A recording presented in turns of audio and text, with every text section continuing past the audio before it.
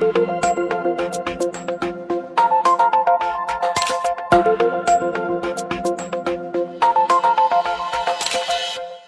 ပြင်းနေမှာအလူလုပ်ပြီးမယ်900ရန်1000တန်းပဲရွှေမုံငွေမိုးကျဲလို့လူပြောများနေတဲ့ဝမ်မောင်ရွှေပရိသတ်များအလုံးပဲမင်္ဂလာပါရှင်ဒီရက်ပိုင်းမှာအင်တာနက်လူမှုကွန်ရက်စာမျက်နှာတွေပေါ်မှာရောပြောမဆုံးဖြစ်နေကြတဲ့အကြောင်းအရာတစ်ခုရှိနေပါတယ်အဲဒါကတော့မြန်မာတို့ရဲ့နေထိုးနေမြဖြစ်တဲ့သတင်းကြော်လာပြင်းနေကအလူပွဲတစ်ခုအကြောင်းပါပဲဒီအလူပွဲရဲ့အလူရှင်ကတော့တခြားသူမဟုတ်ပါဘူးအားလုံးရဲ့အချက်တော့နိုင်ငံကျော်မင်းသမီးတယောက်ဖြစ်သလိုဘီလီယံနာတတိကတော်ကြီးတအုပ်လေးဖြစ်တဲ့ဝမ်မောင်ရွှေတို့ဇနီးမောင်နှံပဲဖြစ်ပါတယ်ဒီအလူကဝီဘန်တန်တွေနဲ့ပို့ပြီးတော့ကြော်ကြားသွားခဲ့တာပါပဲအကြောင်းကတော့သူတို့ရဲ့ရွှေမုံငွေမုံအစည်းအဝေးမှာကျဲချခဲ့တဲ့ပတ်စံတွေက900ကျပ်တန်နဲ့1000ကျပ်တန်တွေပဲဖြစ်နေခဲ့လို့ပါပဲပရိသတ်ကြီးတို့သိကြတဲ့အတိုင်းသတင်းကြော်လာပြင်းနေဆိုတာမြန်မာဗုဒ္ဓဘာသာဝင်တွေအတွက်အင်မတန်မှထူးမြတ်တဲ့နေ့တစ်နေ့ပါဖခင်အကြောင်းကန်တွေမှာစင်မီတွေထူးညစ်ပူဇော်ရင်ကိုယ်တော်ကောင်းမှုတွေပြုလုပ်ကြတဲ့ရင့်မြတ်တဲ့အချိန်ကသမယဖြစ်ပါတယ်ဒီလိုနေထူးနေမြတ်နေမှာပဲမြန်မာနိုင်ငံရဲ့အောင်မြင်ဆုံးမင်းသမီးတစ်လက်ဖြစ်တဲ့ဝမ်မောင်ရွှေကရန်ကုန်မြို့ကဂျပန်ဖျားမှာအလှူဒန်းတွေလာရောက်ပြုလုပ်ခဲ့ပါတယ်ဒီသတင်းကိုကြားတဲ့အခါမှာပရိသတ်တွေရောအလှူခံမှုမျှော်လင့်နေတဲ့ပြည်သူတွေပါဝမ်းသာအားရနဲ့ဂျပန်ဖျားကိုတွားရောက်ခဲ့ကြပါတယ်။ဘာကြောင့်လဲဆိုတော့မင်းသမီးဝမ်မောင်ရွှေဆိုတာအနုပညာလောကမှာရောပုဂ္ဂလိကဘဝမှာပါအားလုံးကအားကြရတဲ့ကံအကောင်းဆုံးမိန်းကလေးလို့သတ်မှတ်ထားကြသူပါ။နတ်သမီးလေးတစ်ပါးလို့ချော်မောလာပါတဲ့ရုပ်ရည်တရုတ်ဆောင်ကောင်းမှုတွေကြောင့်အကယ်ဒမီဆုများစွာကိုသိမ့်ပိုက်ထားနိုင်မှု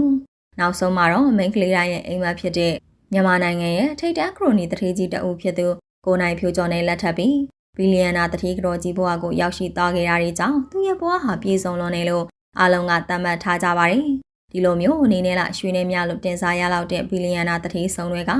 အလူဒါနာပြုမယ်ဆိုတော့လာရောက်ကြတဲ့ပြည်သူတွေရဲ့မျှော်လင့်ချက်ကလည်းအတော်လေးကိုကြီးမားခဲ့ပါတယ်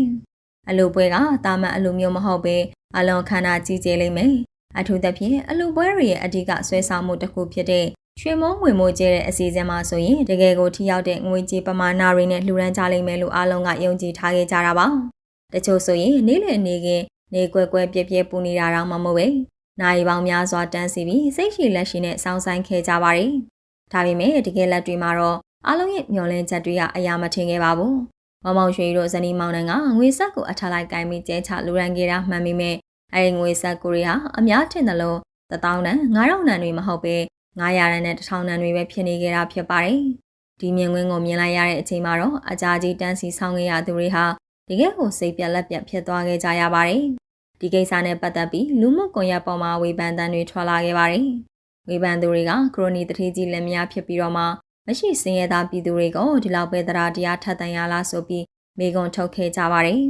ကိုရိုင်းကစီးပွားရေးလုပ်ငန်းတွေအများကြီးပိုင်ဆိုင်ထားတဲ့ဘီလီယံနာတွေဖြစ်ပြီးလူတွေကိုနေပူထဲမှာတန်းစီဆောင်ခိုင်းပြီးမှခလေးတယောက်မဖို့တော့မရတဲ့ငွေပမာဏလောက်ပဲလှူရန်တာကတော့မဖြစ်သင့်ဘူးလို့ဆိုကြပါတယ်ကဲပရိသတ်ကြီးတို့ရောဒီအဖြစ်ပြက်လေးကိုကြည့်ပြီးတော့ပရိသတ်တို့ရဲ့စိတ်ထဲမှာဘယ်လိုခံစားရပါသလဲအလူဆိုတာကပမာဏနည်းသည်များသည့်ထက်စေတနာကအထီးကလို့ယူဆပါသလားဒါမှမဟုတ်လူသိရှင်ကြားအလူလုပ်တဲ့အခါအထူးသဖြင့်ကိုကပြည့်စုံချမ်းသာတဲ့သူတစ်ယောက်ဖြစ်နေတဲ့အခါမှာတော့အများမြင်မှာတော့တင့်တော်တဲ့ပမာဏတစ်ခုကိုလှူရန်တင်တယ်လို့ထင်မြင်ယူဆမိပါသလား